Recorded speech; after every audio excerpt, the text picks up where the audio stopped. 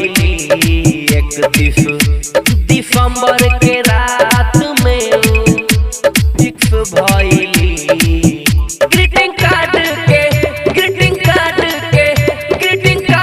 के बदले जान किस दिहाली। ग्रीटिंग कार्ड के बदले जान किस दिहाली। ग्रीटिंग कार्ड के बदले उ किस दिहाली। ग्रीटिंग कार्ड के बदले जान किस दिहाली। किस दिहाली।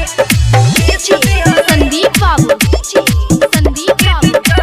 के बदले जान किस दिहाली। नया साल में मिलल खाली एगो हमरा किस हो। बड़ा कारा बहुते नुखीस हो। बहुते नुखीस हो। नया साल में मिलल खाली एगो हमरा किस हो। बड़ा कारा बहुते नुखीस हो। मिले खातिर